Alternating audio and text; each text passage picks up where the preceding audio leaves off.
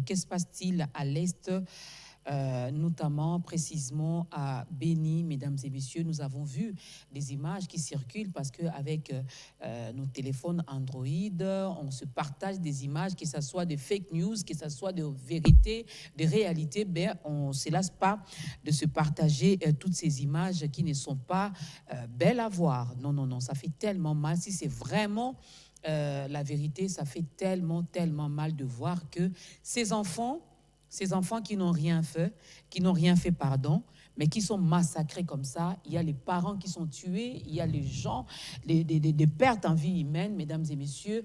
On en parle à peine. C'est comme si ceux qui étaient à Béni n'étaient pas nos frères. C'est comme si ceux qui étaient à Béni n'étaient pas congolais. C'est comme si ceux qui étaient à Béni, c'était vraiment, je ne sais pas moi, des extraterrestres, des gens, voilà, ils peuvent prendre soin d'eux. Nous sommes ici, on peut manger le ngoulou a cappella, on peut danser, on peut pousser des cris de joie. Mais à peine, hein, à peine, il y a juste une partie qui compatit, il y a une juste partie qui s'élève pour en parler. Alors, sur ce plateau, nous sommes avec nos invités. Je l'ai dit tantôt, encore une fois, merci à Julie Sefou. Je l'ai dit tantôt, il y a un qui nous vient de Goma, l'autre qui nous vient du Nord Kivu. Hein, il est vraiment de Béni. Et aussi M. Jacques Isongo, lui qui est militant de la Lucha ici à Kinshasa. Alors, je commence avec M. Emmanuel qui est là. Emmanuel Ndimouiza. Je n'ai pas massacré votre nom? Non, c'est ça. Tout va bien sinon? Ouais, tout va bien. On est quand même dans les bons. Oui, on est dans le bon. C'est bien, c'est bien. Alors, vous êtes militant de la Lucha vivant dans la ville de Goma et vous êtes en séjour ici à Kinshasa. Votre séjour se passe bien?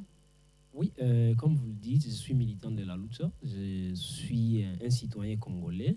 C'est vrai, je vis dans la ville de Goma, mais aussi j'essaie de sillonner partout en RDC parce que c'est des droits de circuler librement sur l'étendue du territoire national.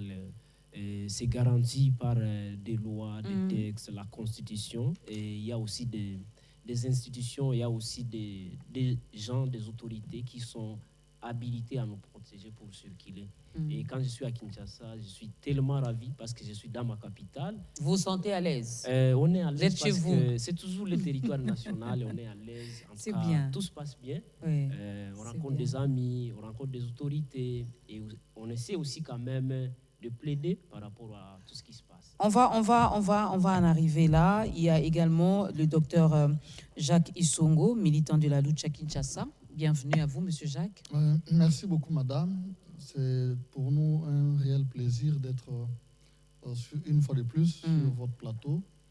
Et nous ne cesserons donc de vous remercier, de remercier toute l'équipe de B1 et nos salutations aussi à tous les téléspectateurs partout dans le monde où ils suivent la tranche.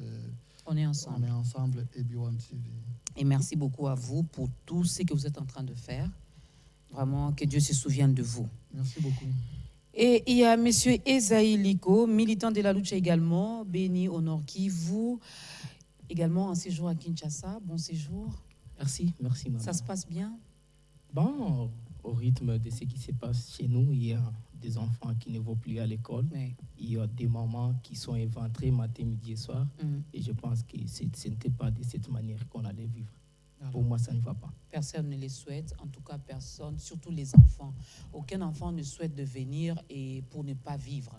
Non. Et on a vu, nous avons suivi également que les élèves de l'autre côté de Béni ont manifesté contre cette insécurité. Et le vendredi dernier, les femmes vêtues en blanc ont aussi manifesté contre l'insécurité toujours. Et cette marche a été donc réprimée par la police. On ne sait pas pourquoi. Est-ce que ce n'est pas un droit de revendiquer? Est-ce que ce n'est pas un droit de marcher lorsque quelque chose ne va pas?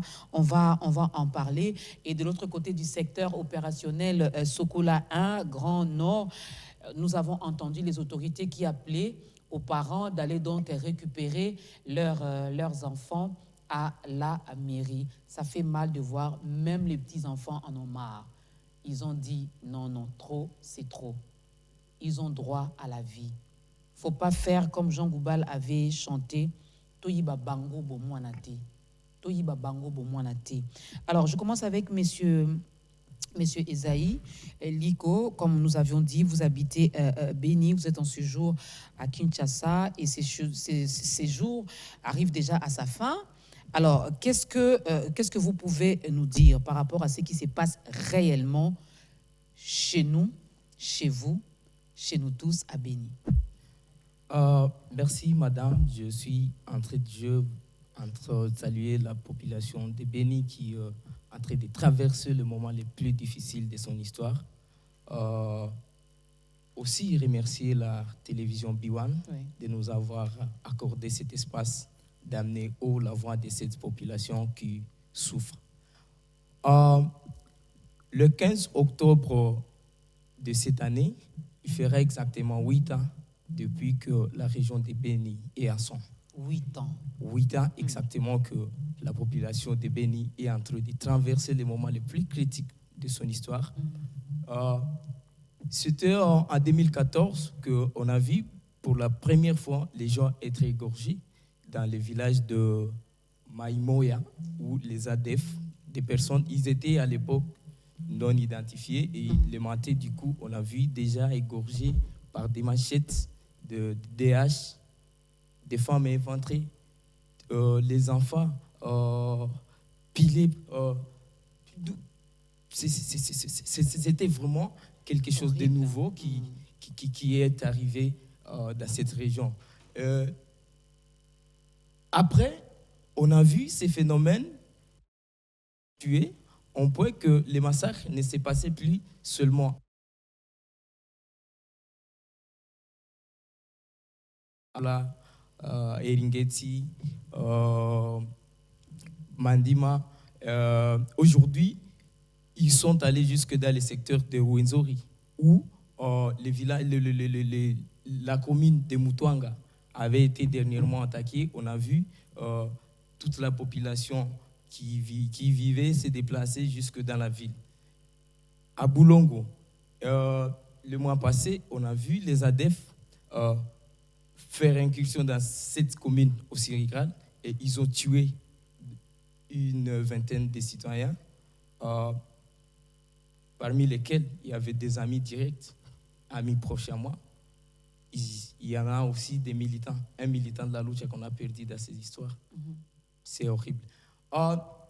Malheureusement, on pouvait attendre on attendait en fait beaucoup de notre armée qui, en principe, a la mission principale de protéger les civils. Oui. Aux côtés des forces de la MONUSCO qui sont venues au Congo pour protéger les civils. Mais ce qui nous inquiète beaucoup plus, c'est de voir la MONUSCO qui est un partenaire incontournable du gouvernement congolais, qui a des munitions, des chars de combat sophistiqués pour essayer d'écarter la population du grand danger qu'elle est en train de connaître aujourd'hui, se laisse observer ces tueries en fait, qui se passent dans la région. On a assisté plus d'une fois à des scénarios où les ADF sont venus tuer la population à côté des campements de la MONUSCO. Et nous, on a trouvé que c'était anormal. Et ils n'ont pas réagi. Ils n'ont pas réagi. Ils se sont tués et le matin, ils se révèlent, ils capturent des photos, ils les publient sur les réseaux sociaux. Ils font des articles et ils disent protection des civils. Et nous, on se demande, mais si les Nations Unies vont continuer à nous dire que la protection des civils, c'est capturer les photos, les petits-enfants qui meurent à côté des armements qu'ils conservent, et pour lesquels, en fait, des armements qu'ils devraient utiliser pour protéger les civils. Nos forces armées, ils sont là. On a vu dernièrement, on a entendu le chef d'état-major général, le général Mbalamou Sissé, quand il est venu dernièrement à Béni, il avait dit qu'ils vont déployer plus de 21 000 hommes dans cette partie de la République pour protéger les civils, combattre avec cet activisme des groupes armés dans cette région. Mais malheureusement, il n'y a même pas. On ne sait pas en fait si cet effectif existe dans la région de Béni. Parce que ce qui se passe, si on avait plus de 21 000 hommes dans cette partie, en principe, sur cette étendue, on allait être en mesure de maîtriser et de connaître celui qui tue. Généralement, les ADF vivent dans le parc national de Virunga, la partie est, c'est-à-dire qui loge la frontière entre l'Ouganda et la RDC. Mais ce qui est ridicule, c'est de voir, depuis 2014, ces groupes terroristes n'ont jamais connu de rupture de munitions. Et nous, on s'est dit, qui les finance? On devrait, au-delà qui de... soutient, qui est derrière... Qui les soutient, en fait. On devrait, en principe, connaître les sources de ravitaillement de ces groupes, qui les soutient en munitions, qui les soutient en nourriture, parce que c'est impossible de tenir face à un gouvernement comme notre pays, la RDC, sans soutien. Nous, on pense qu'on devrait identifier les personnes qui seraient en collaboration avec ces groupes armés. Et puis, appuyer, en fait, des soldats qui vivent dans cette partie, on ne peut pas dire qu'ils ont défailli totalement. Non. On a des jeunes dans notre armée qui ont la volonté de combattre cette menace. Malheureusement, ils sont abandonnés. Vous allez voir, c'est anormal un soldat qui a une femme à la maison, qui a des enfants, qu'on lui paye 50 000 francs. Il est au front. Il doit trouver à manger à son enfant. Il doit payer les frais scolaires à son enfant. Mais vous l'envoyez en brousse, il n'a pas de ration. Comment est-ce qu'il va combattre? Il n'a rien. Nous pensons que le gouvernement, s'il a cette volonté de combattre cette menace, il devrait prendre en charge. On va y arriver, Esaïe, par rapport aux propositions, on va y arriver. Je sais qu'il y a eu des plaidoyers. Je sais que vous étiez ici à Kinshasa, puisque je l'ai dit que votre séjour arrive déjà à sa fin. Il y a eu des manifestations où vous êtes déplacés. Ce n'était pas pour rien, c'était pour une bonne cause. Nous allons arriver par rapport aux propositions. Je suis sûre et certaine qu'il y a une personne qui est en train de suivre cette tranche d'animation qui sera également touchée, qui va peut-être interpeller aussi les décideurs, les autorités pour arriver vraiment à mettre fin à cette insécurité qui est à Béni. Monsieur Emmanuel, vous êtes plutôt de Goma. Vous êtes de Goma, vous l'aviez si bien dit, vous êtes un citoyen congolais. Face à ce qui se passe à Béni, vous ne pouvez pas rester insensible, faire comme si tout allait bien. Mais est-ce que vous ressentez également le choc de ce qui se passe à Béni, chez vous à Goma? Merci beaucoup, madame la journaliste. Comme vous le savez... Appelez-moi Maman Dorcas, c'est ça. Oh, Maman Dorcas, merci beaucoup. Comme vous le savez, par rapport à la situation de Béni, qu'est-ce qui se passe réellement à Béni? Mais aussi, il y a une deuxième question. Pourquoi la population, pourquoi les citoyens manifestent par rapport à ce qui se passe à Béni? Comme vous le savez, ce qui se passe à Béni, c'est connu de tout le monde. À Béni, ce qui se passe, c'est qu'il y a des tueries. À Béni, ce qui se passe, c'est qu'il y a des gens qui sont égorgés, éventrés sauvagement chaque jour. Parce qu'à Béni, on ne peut pas avoir une nuit, on ne peut pas avoir une journée sans qu'il y ait de personnes qui sont tuées sauvagement par des machettes, donc des armes blanches. Ce qui est gênant par rapport à ce qui se passe à Béni, de toutes les tueries, tous les enlèvements et les restes, c'est que ces groupes présumés ADF n'utilisent pas des armes à feu. Ils utilisent plutôt des armes blanches, des machettes, des haches, et des fouets, ainsi de suite. Mais pourquoi, par exemple, on ne parvient pas à maîtriser tous ces gens par rapport à la situation de Béni? Ce qui se passe à Béni, c'est une situation en fait qui se passe dans une région ou bien dans un périmètre de moins de 50 km. Mais avec tout ce que nous avons comme arsenal militaire, cantonné dans la région de Béni, on ne parvient pas à stopper cette hémorragie de la situation d'insécurité. Qu'est-ce qui se passe à Béni? Ce qui se passe à Béni, c'est que depuis 2014, tel qu'on a relaté l'histoire, les tueries ont commencé à petit feu. Et la situation était en train d'évoluer petit à petit, mais la situation a commencé d'abord dans les territoires, donc dans Béni territoire, dans des territoires vraiment très loin de la ville de Béni. Mais aujourd'hui, la situation commence à progresser, à avancer vers la ville de Béni. La situation a commencé loin des campements, que ce soit des forces onusiennes, que ce soit des forces nationales loyalistes. Mais aujourd'hui, on commence à tuer, même à 30 mètres des campements, que ce soit des forces onusiennes, que ce soit des forces des loyalistes. Qu'est-ce qui se passe à Béni? Il s'est passé des manifestations. Pourquoi les gens manifestent? Parce qu'il y a une situation intolérable. Il y a une situation d'insécurité. Vous avez posé la question, je suis dans la ville de Goma. Oui, mais la ville de Goma, c'est proche de Béni. Et la ville de Goma, on dirait, c'est la capitale au fait, provinciale.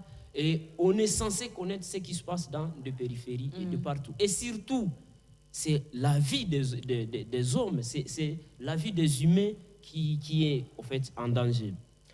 Vous avez suivi comme tout le monde que depuis par exemple le 23 novembre, on a perdu un jeune militant de la Lucha qui s'appelle Obadi. Pourquoi on l'a tué? Parce qu'il manifestait contre l'inefficacité, contre l'inaction des forces onusiennes.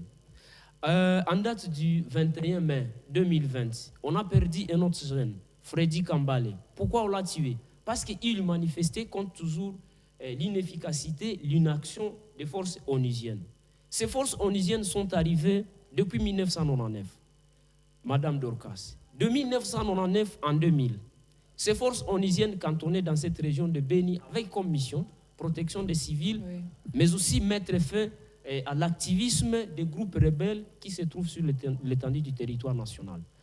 Plus de 20 ans après, on est incapable même de nous dire qui tient Béni. Mais on a toujours utilisé le verbe, ce sont des présumés ADF.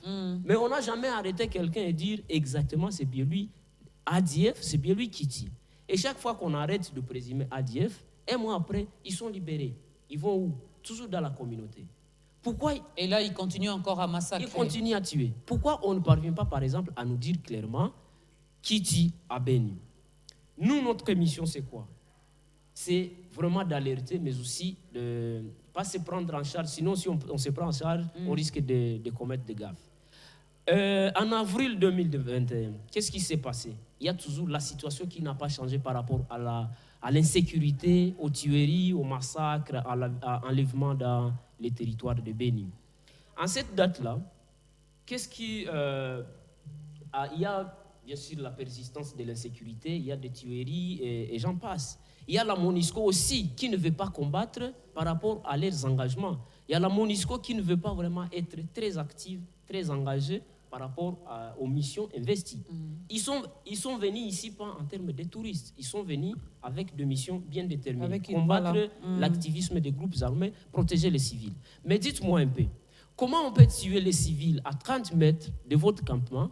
Vous avez l'arsenal logistique, parce qu'en termes logistiques, la MONUSCO est tellement outillée. Mais on ne parvient pas quand même à attraper même le rang, qu'on peut même dire c'est ADF. Ils ont des hommes bien formés par rapport à la connaissance, par rapport à comment mettre fin à l'insécurité dans cette partie. Mais on ne parvient pas. Ils ont aussi l'argent, parce que c'est une mission hautement financée. Mais jusque-là, on ne parvient pas à nous dire pourquoi dans un rayon de 50 km, on ne peut pas même arriver à neutraliser ces groupes armés. Pourquoi, par exemple, et aujourd'hui, il y a une autre situation, on ne parvient pas aussi à juger exactement les gens, par exemple, qui ont tiré sur les différents manifestants. Pourquoi on ne peut pas avoir de manifestants dans la région de Béni, à Goma et partout ailleurs dans la République si, par exemple, la situation était bonne? Si on ne tuait pas les gens, même si c'est un pygmée, même si c'est un être humain. C'est un être humain. Qu'il soit dans les villages les plus reculés, qu'il soit dans les centres-villes, c'est un être humain d'abord. Et nous, en tant que Congolais, on prend cette dignité humaine. On ne peut pas ôter la vie de quelqu'un comme ça et puis c'est elle. C'est elle, ça signifie, c'est participer aussi à cette mission d'ôter la vie de quelqu'un. Comme dit d'ailleurs un auteur, que le monde ne sera pas détruit par ceux qui font du mal, mais plutôt par ceux qui regardent sans réagir. Notre inactivisme vis-à-vis à ce qui se passe dans les territoires de Béni, toutes ces tueries, ces enlèvements, tout ça, ça crée des problèmes. Pourquoi, par exemple, aujourd'hui, parce que parmi ce qui se passe à Béni, il y a aussi il y a des manifestations pour dire départ de la MONUSCO. Il y a les gens qui manifestent. Ça se passe aussi à Béni, tout comme partout ailleurs. Mais pourquoi, par exemple, la MONUSCO ne combat pas sur terrain?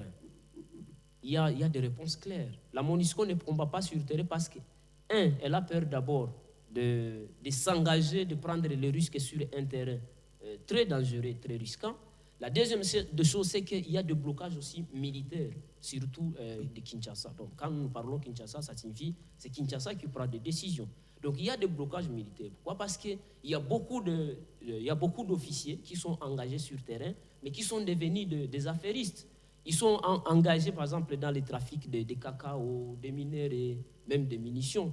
Il y a aussi des officiers. Et jusque-là, depuis, par exemple, le brassage de 2003, il y a ces officiers, lorsqu'on a fait des brassages, ils sont cantonnés dans cette zone. On n'a jamais fait même un relèvement de ces militaires. Ils se considèrent comme étant des chefs coutumiers des gens dans la région. Et aujourd'hui, c'est bizarre. Et la troisième des choses, c'est qu'il y a aussi faible connaissance du terrain. Moi, je vous dis, cette zone, la MONUSCO fera des années et des années, ne pourra même pas mettre fin à cette situation. Il y a aussi les exigences de pays contributeurs par rapport à la politique et le reste. Par exemple, les pays contributeurs peuvent dire, OK, nous, on est là, par exemple, sur le terrain, mais on ne s'engage pas à prendre des risques pour ne pas mettre la vie de nos jeunes en danger. Il y a aussi ça. Et maintenant, il y a aussi le fonctionnement de la politique internationale. Ce qui se passe à Beni, on a connu les théâtres des groupes armés, que ce soit les groupes armés locaux ou étrangers, il y a cet activisme-là. Et jusque-là, on ne parvient pas à maîtriser ces fonctionnements de cette politique internationale. Pourquoi chaque jour, on va nous dire qu'il y a des réfugiés, par exemple, dans cette partie qui tue, qui pille, qui violent nos mamans, nos sœurs, qui assassinent nos petits frères, nos petites sœurs, et j'en passe, mais on ne parvient pas à mettre en place une politique de gestion. Et tout cela fait appel maintenant à tous ces théâtres qui se passent à Beni. Tout cela fait que la MONUSCO ne soit pas vraiment en mesure de répondre aux exigences et aux attentes de la population. On posera cette question à Christian Emango qui vient de faire également son entrée. Ça sera donc tout à l'heure. Finalement, on se rend compte que la MONUSCO a échoué par rapport à sa mission. Christian Emango, on va d'abord faire parler M. Jacques Isongo qui est là. Et il est de Kinshasa. Il a toujours milité pour la même cause. Et avec la lutte à Kinshasa, il y a toujours ils ont toujours organisé, multiplié même de sensibilisation finalement pour des sensibilisations des citoyens. C'est pour quelle finalité, M. Jacques? Sensibilisation sur sensibilisation, appel sur appel, point de presse sur point de presse, finalement, pour quelle finalité? Franchement, ça vaut la peine d'être posée. Cette question vaut la peine en fait d'être posée. Mais, Madame Dorcas, ce que nous faisons, c'est pour que le Congolais, ou soit le Quinois, soit à mesure de comprendre et d'avoir une conscience. On est en train de former donc une conscience collective et la compassion en fait avec nos amis qui sont en danger de mort permanent et qui meurent régulièrement à Beni et Butembo. Ce n'est pas seulement Beni, il y a aussi Butembo qui aussi traverse des moments particulièrement douloureux. Mais comme les amis l'ont dit, et je suis content et fier qu'ils soient là pour qu'ils parlent eux-mêmes directement aux Quinois et au peuple congolais et aux amis du Congo qui sont à travers le monde, qui suivent B1 Télévision. Alors, ce que nous faisons, je l'ai dit, l'objectif principal, c'est qu'on est en train de construire une image collective pour le Congo et la solidarité nationale. Parce que, vous l'aviez vous-même dit, nous mangeons, nous buvons ici, nous dansons à Capella, à Bandal ou à, je ne sais pas, Bon Marché, mais on tue des gens régulièrement. Et personnellement, j'ai toujours considéré Beni comme un quartier de Kinshasa, s'il faut prendre Kinshasa comme une république.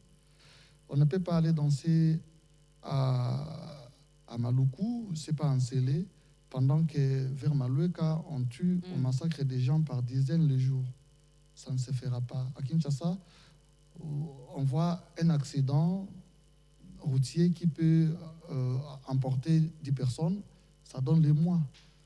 Cet émoi, pour nous tous, nous compatissons et nous regrettons. À plus forte raison, on massacre des gens par des inconnus avec des machettes, des armes blanches. On éventre des mamans et on sort les bébés, on les tue et ainsi de suite. Je pense que si on fait ça une semaine d'affilée ici à Kinshasa, on risque de ne pas travailler. C'est la raison pour laquelle nous, Même hier, quand nous intervenions dans un média, s'agissant de la reprise des activités à Beni et à Butembo, nous avons dit clairement que ce ne sont pas ces gens ou ces autorités dont les gens de l'EPSP, ou soit Monseigneur Melchisedec, je crois, qui a demandé à ce qu'aujourd'hui, il y ait reprise des cours à Beni. Nous avions dit que ce n'est pas lui qui avait décrété l'activisme que nous avions lancé de pouvoir saper et saboter toutes ces activités pendant d'abord 10 jours. On a renouvelé les 10 jours et nous allons encore renouveler tant qu'on n'a pas encore trouvé de paix dans cette région. Mais les enfants qui manifestent à Beni, les élèves, ils sont arrêtés. Oui, ils sont arrêtés malheureusement. C'est là où on devrait maintenant comprendre que le sens humain n'est plus au sein de nos autorités. Vous savez, quand un enfant arrive à aller dormir dehors, à son âge, ça doit nous interpeller tous. Et au lieu que la maman puisse aller récupérer des enfants, les images, donc avant la marche des mamans qui étaient vêtues en sac blanche, les mamans étaient d'abord allées déposer la nourriture auprès des enfants, chez les enfants qui étaient à la mairie de Beni pour les soutenir. Donc les mamans ont soutenu les enfants malgré qu'ils étaient encore enfants et ils sont encore jeunes. Là, au moins, on parle de mamans de Beni, parce que certaines mamans de Kinshasa ont eu à manifester aussi. Et sont allées même voir les chefs de l'État, mais depuis, on n'entend plus parler, on ne sait pas c'est quoi la suite. Et ces femmes de Kinshasa, ces mamans, ne parlent plus, ne réagissent plus. Continuez, monsieur Jacques. Ce ne sont pas des mamans de Kinshasa, c'est Madame Rose qui est venue, je crois, aussi de Beni, je l'ai vue. On a été accompagnée de femmes d'ici. Probablement, mais nous devons reconnaître que beaucoup peuvent parler au nom de la solidarité, mais peu sont sincères dans leur démarche. Je ne les accuse pas, mais on se connaît bien dans ce domaine d'activisme et surtout des droits, de défenseurs des droits humains. Donc je disais que tant qu'on n'a pas encore trouvé des compromis, on n'a pas trouvé la paix à Beni, on n'a pas arrêté de massacrer, on ne va pas reprendre les activités. Parce que les activités, cela veut dire ouvrir sa boutique, vendre, payer la taxe, payer l'impôt. Comment nous devons payer l'impôt pendant qu'on n'arrive pas à sécuriser des gens qui vendent et des gens qui vont acheter? C'est inconcevable que nous payions à l'État et qu'en contrepartie, l'État ne nous protège pas. C'est la raison pour laquelle nous, la lucha, parce que tout est parti de la lucha, et ça, nous sommes très fiers que ce combat soit approprié en fait par toute la population de Beni, en passant par des mamans et des enfants. En tout cas, pour nous, c'est un motif aussi de fierté que, enfin, les gens comprennent la force que la lucha est en train d'impacter sur la vie nationale congolaise. Christian Emango, Sissi peut nous préparer déjà les éléments de Beni que nous avons ici sur notre plateau. Le temps pour nous de dire bonjour à Christian Emango et de lui poser cette question s'il peut répondre rapidement, parce que vous êtes notre Christian Emango, un citoyen congolais qui défend également le droit de ses frères et sœurs congolais. Alors, peut-on conclure que la MONUSCO a échoué par rapport à sa mission? Tout à fait. Cette conclusion est rationnelle dans la mesure où vous prenez la France qui va s'engager à une guerre pendant 20 ans et qui n'arrive pas à mettre fin à cette guerre-là. Je pense que la personne qui sera à la tête du pays ne va pas faire plus de 2 mandats. Nous avons vu ça avec Kadhafi. Vous allez aux États-Unis, on a sanctionné sévèrement les républicains parce que Bush, qui est allé s'ouvrir à une guerre en Irak, n'a pas pu la terminer et les citoyens américains sont morts et les républicains ont été sanctionnés. C'est un démocrate qui a été élu. Mais si vous prenez la MONUSCO, vous l'amenez ici, qui a fait 20 ans et qui n'arrive pas à trouver une solution face à une guerre, c'est un échec. En tout cas, le bilan est clair, qu'il est dans le passif. Et donc, aujourd'hui, on devrait se résoudre à se poser la question de savoir, en interne maintenant, moi j'insiste souvent sur cette question-là, qui sont nos alliés? est-ce que ceux qui disent qu'ils sont nos alliés sont effectivement nos alliés? Parce que c'est vrai qu'une guerre se gagne avec la population en interne, mais une guerre se gagne aussi avec les alliés. Aujourd'hui, les États-Unis ne peuvent pas les mener. Ce n'est pas pour rien qu'il y a tous les combats au niveau du Moyen-Orient, parce qu'ils savent qu'il faut avoir des alliés là-bas pour lutter contre la Chine, pour lutter contre ci, cela. Nous avons qui comme alliés dans cette guerre ici? Ceux dont nous pensons qu'ils sont nos alliés, je prends l'exemple des États-Unis. Lorsque Peter Pam disait ici que nous devons avoir, pour que les États-Unis interviennent dans la guerre du Congo, il faut changer la chaîne de commandement. Je pense que le président de la République a changé quasiment la chaîne de commandement, mais aujourd'hui, on nous donne une autre raison, que non, ce n'était pas seulement la chaîne de commandement. Quand vous allez au niveau des opérations, vous trouvez que sur terrain, ceux qui sont au niveau des opérations sont encore étrangers. Donc, je ne sais pas moi, ceux qu'on a nommés à la tête de l'armée, la chaîne de commandement ayant été changée, est-ce il faut encore se poser des questions de savoir qui sont infiltrés pour que nous ne puissions pas trouver une solution à cette guerre-là, parce que la MONUSCO, dans son coin, nous dit que il y a des moments, lorsqu'il faut donner le commandement, en fait, c'est l'armée congolaise qui donne le commandement pour que les opérations se fassent, à moins que je ne m'abuse. Mais s'il y a un problème au niveau de la chaîne de commandement en RDC, la MONUSCO ne peut rien faire. Mais pourquoi ne démissionne-t-elle pas? Pourquoi ne s'en va pas pour nous dire que ben voilà, nous sommes en train de proposer autre chose, mais l'armée congolaise donne une autre chose, alors ça ne sert à rien que nous puissions rester sur terrain. C'est pour ça que nous soupçonnons que c'est pour d'autres objectifs que la MONUSCO se trouve au niveau de la RDC, parce que, comme vient de le dire mon ami tout à l'heure, c'est une mission qui est, j'ai aimé l'expression, hautement financée. Alors, est-ce que la communauté internationale préfère jeter l'argent comme ça à travers la fenêtre, ou bien apporter des solutions qui sont concluantes? Donc, la MONUSCO a échoué, et nous ne devons pas seulement faire une fixation sur la MONUSCO, parce que nous n'avons pas que allier la MONUSCO. Nous avons d'autres alliés encore. Nous sommes membres des Nations Unies. Et un membre des Nations Unies est menacé aujourd'hui. Ça ne suscite pas moi au sein des Nations Unies. Nous sommes membres de l'Union africaine. Le président de la République est même président de l'Union africaine en ce moment. Le président somalien est arrivé ici au Congo.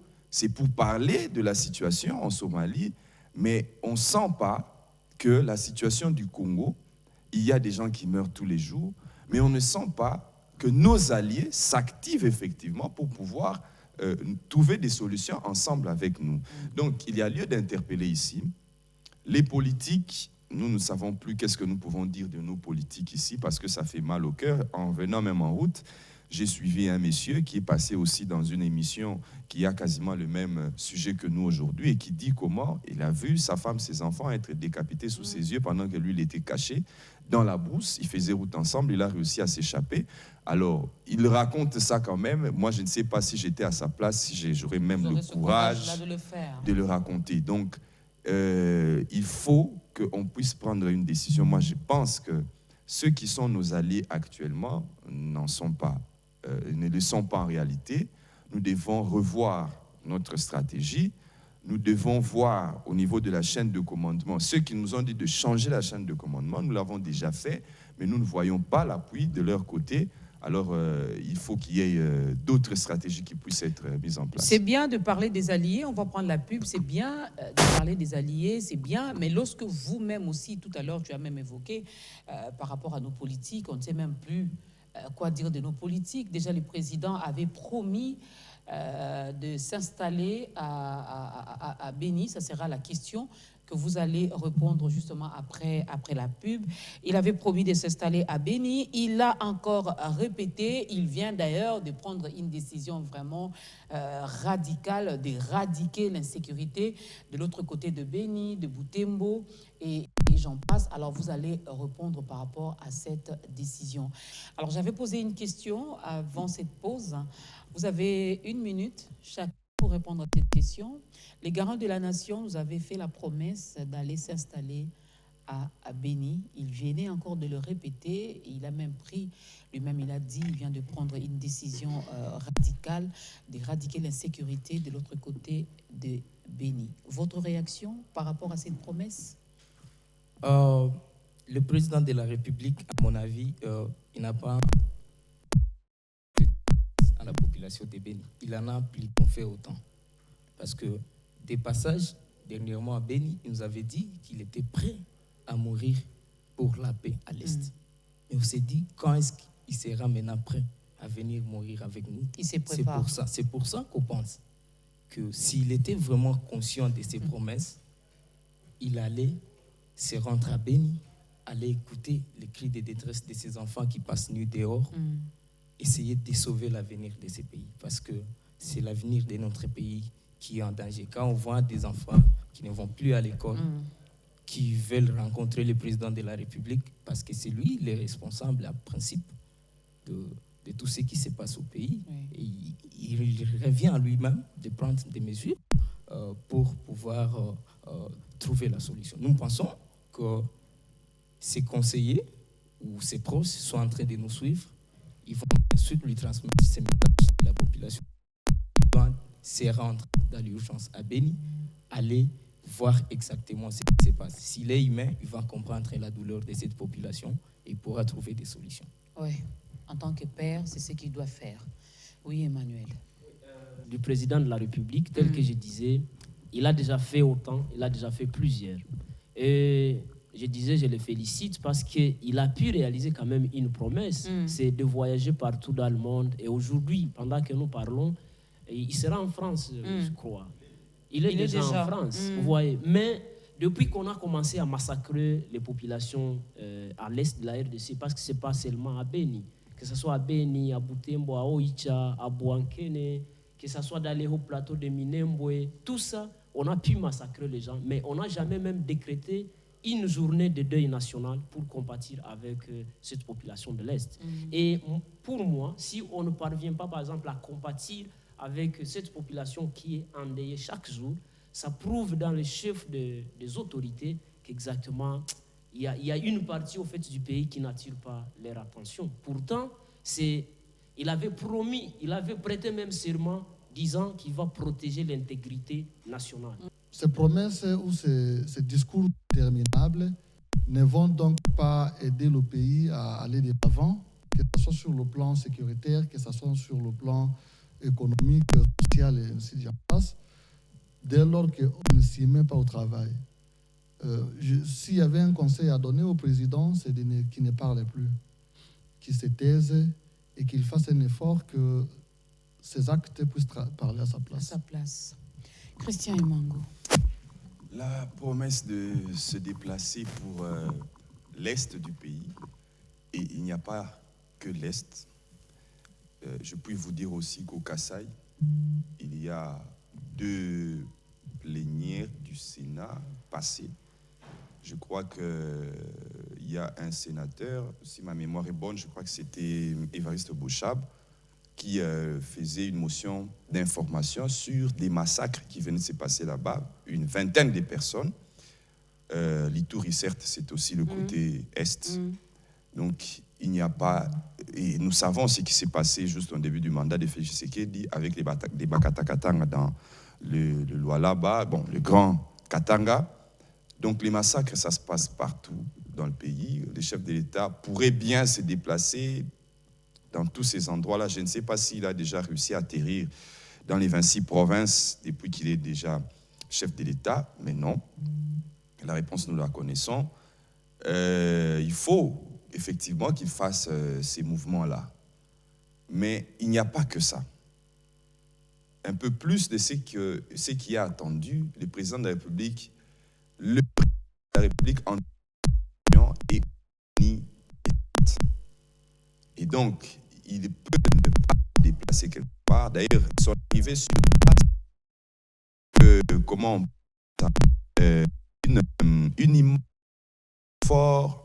Généralement, lorsque les hommes politiques se déplacent comme ça, c'est pour aller reconforter l'armée. Si comme ça se passe là où il y a aussi la population, c'est aussi un réconfort pour la population, parce que lorsque le président de la République va se déplacer, c'est toute une bagatelle de sécurité qui va l'accompagner, ne fût-ce que pour ça. On l'a vu d'ailleurs lorsqu'il a fait son déplacement à l'est du pays, il y a quelques mois. En tout cas, c'était difficile de voir 1 million de personnes tout autour de lui. Il était très bien sécurisé. Donc, ça peut attirer l'attention si jamais il se déplace. En tant qu'institution, omniprésent, que les informations lui parviennent, le commandement, il peut le donner et nous pouvons voir des actions sur qui peuvent bien faire. Pour cela, parce que je sais que les amis de la lutte ont déjà acheté un billet pour le président de la République, je me plaignais il y a quelques émissions que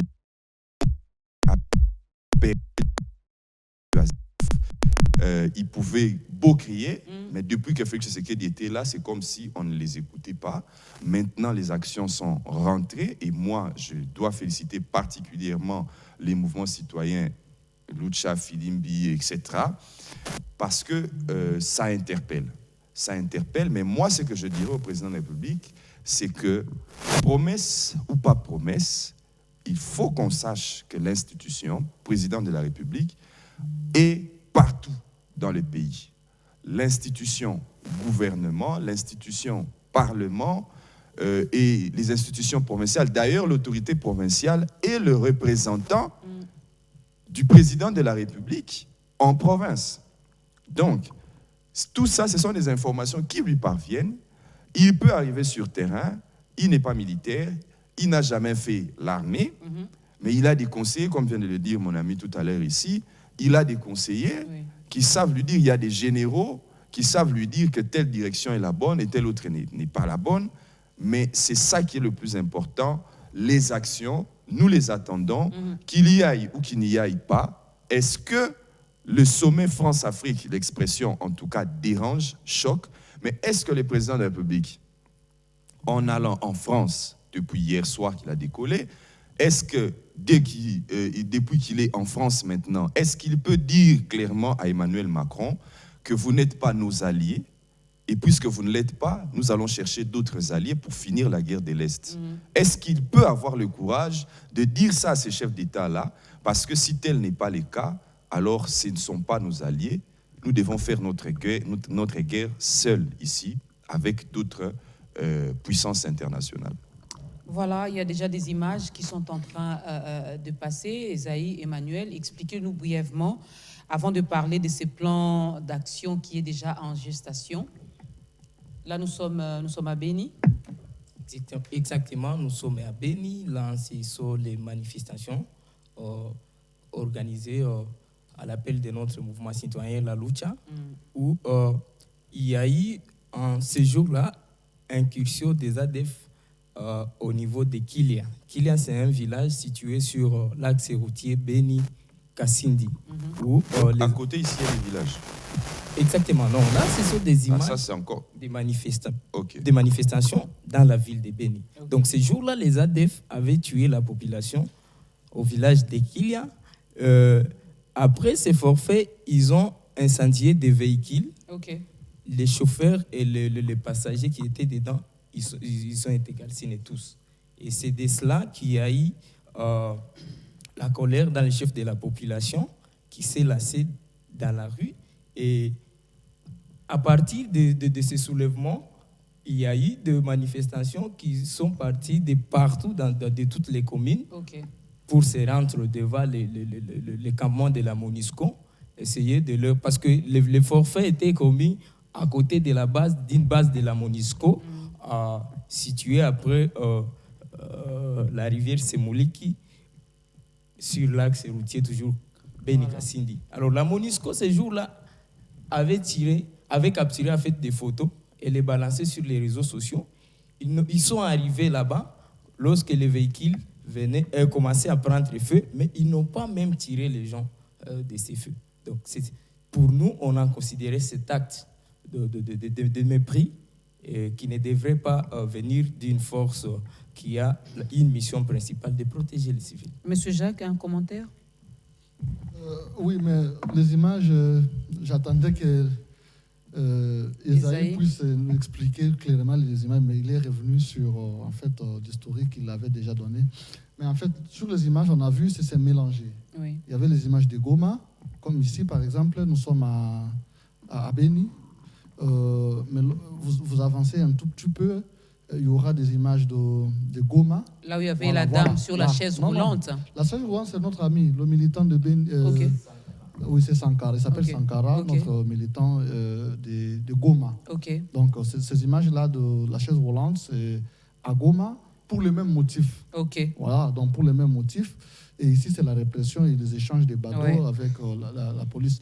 En dehors de ça, il y avait aussi une image des points de presse. Alors, le point de presse qui était tenu à Matadi.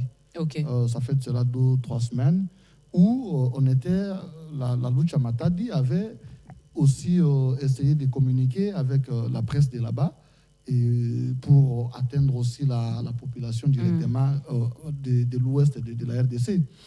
Et aussi, il y avait une autre image ou un point de presse qui s'est tenu, je crois, à Lubumbashi, toujours dans ces images. Voilà. Ici, on est à Matadi.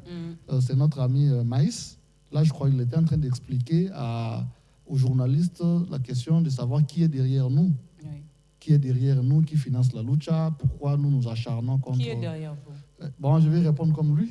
Il a dit c'est Lumumba et Simon Kimbango qui sont derrière nous. C'est eux qui vous financent aussi. Oui, ils nous financent, ils nous donnent la force. Mais moi, je vais ajouter une autre réponse. Est-ce que c'est la médiocrité, c'est le chômage, c'est la famine, c'est la misère qui nous pousse, ce qui nous pousse à dénoncer, à agir. Et si on pense qu'il y a des gens d'autres qui sont derrière nous pour nous manipuler, on se trompe. Voilà. Ici, je crois que c'est à Lubumbashi, parce que je vois des amis qui sont là aussi. Et après cette image, il y avait la dame qui a fait aussi son speech. Donc, lorsqu'ils avaient... Bon, c'est la chanson, je crois, révolutionnaire de l'ami, comment il s'appelle? Ça, c'est les images sud-africaines. Oui, on a mixé, mais c'est une chanson, en fait, de notre ami. Un Congolais. Oui, Congolais, il est aussi militant, je crois. Il est militant. Pourquoi prendre les images de Sarafina et le mettre ici? On a presque toutes les images ici au Congo. Oui, je crois. Oui. Donc, mais là, ce sont des bandits, ouais, je crois, pour les Molotov et consorts. Ça, ce n'est pas nous. Ce n'est pas Lucha, s'il vous plaît. Vous pouvez enlever ça, ça risque. Voilà, nous, bon, c'est bon, Sylvie, c'est bon, puisqu'il nous reste seulement 7 minutes pour conclure. Alors, rapidement, Emmanuel, Esaïe, Monsieur Jacques, il y a un plan d'action qui est déjà en gestation, si on peut le connaître, vraiment brièvement, parce qu'on a quelques minutes seulement pour conclure.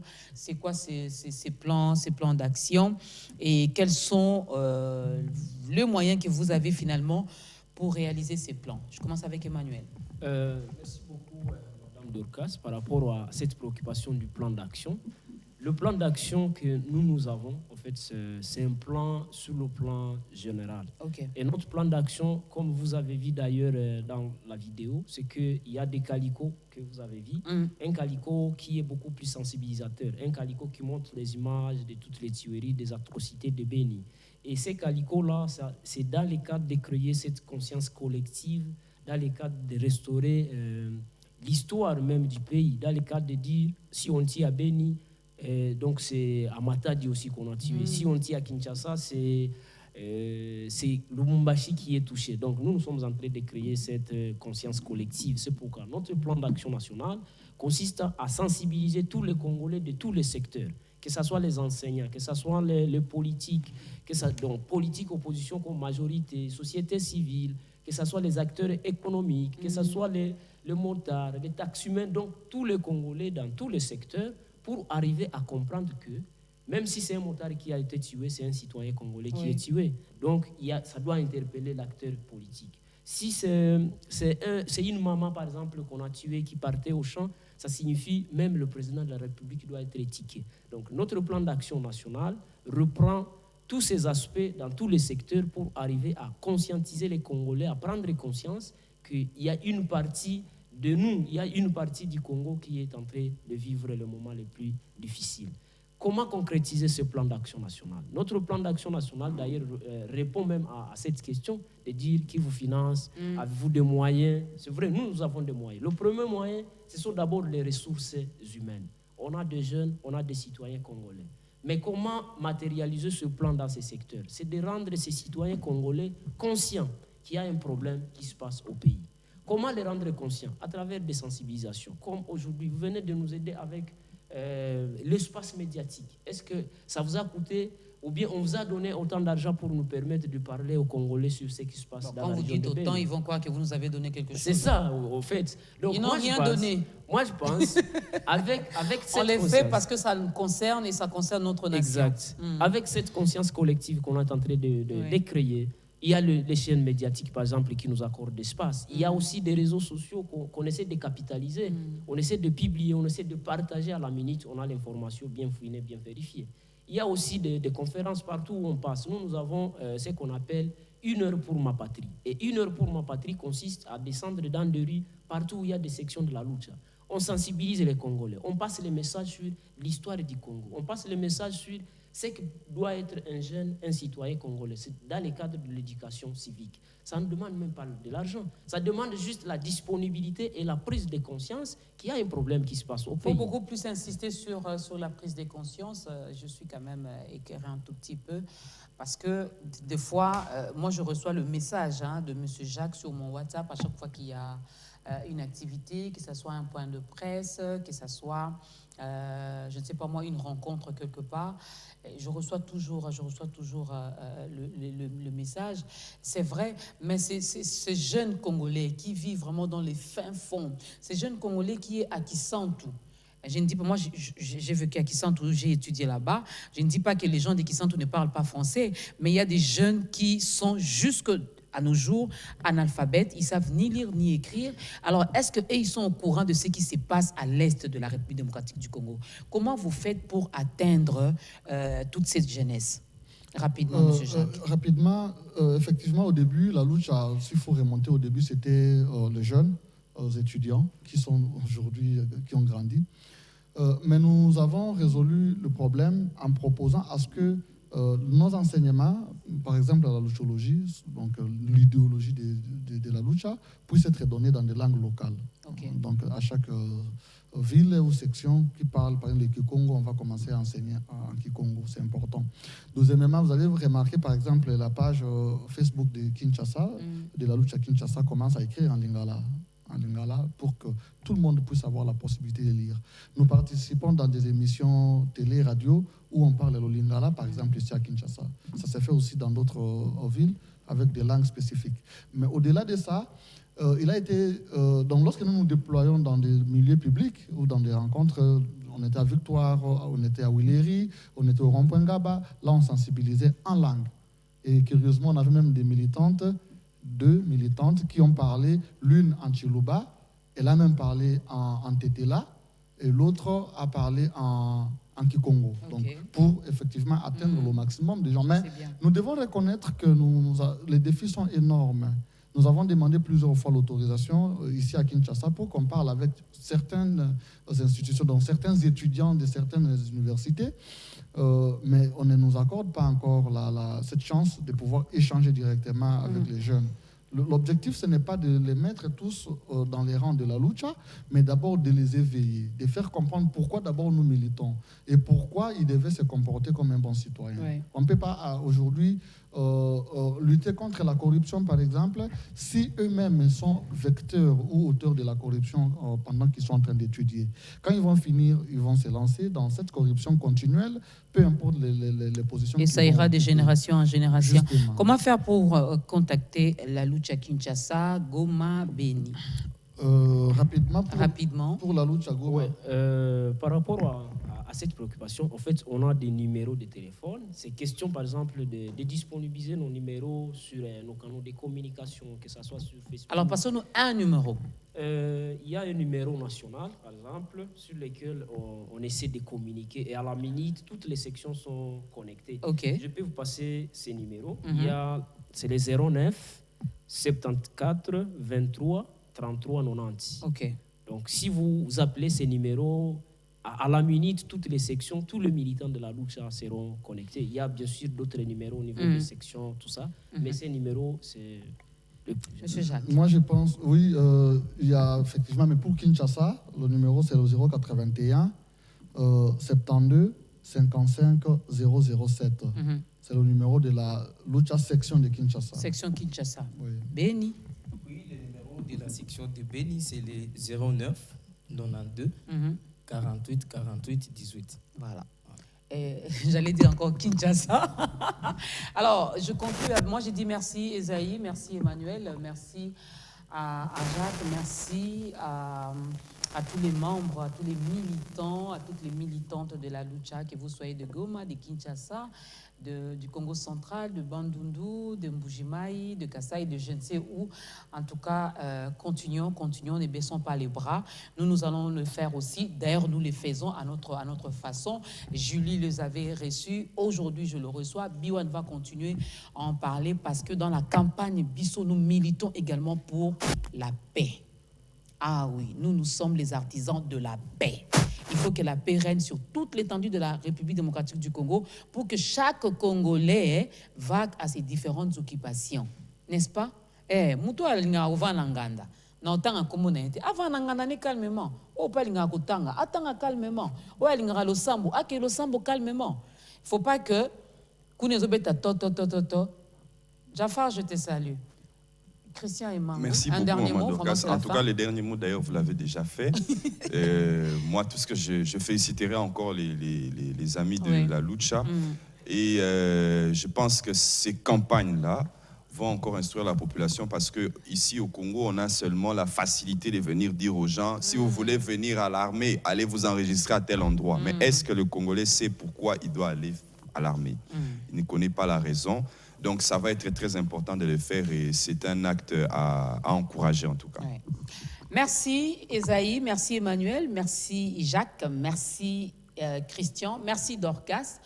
Merci également à la grande équipe de On est ensemble de ce jour, mesdames et messieurs, où nous avons parlé de béni entre insécurité et espoir. Ces gens qui sont à l'est de la République démocratique du Congo, à Butembo, partout en RDC, nous sommes tous des citoyens congolais et nous avons droit de nous déplacer, nous avons droit à la sécurité, nous avons droit à la paix, nous avons droit également de bénéficier de toutes les richesses que l'Éternel a déposées sur notre sol et sur notre sous-sol.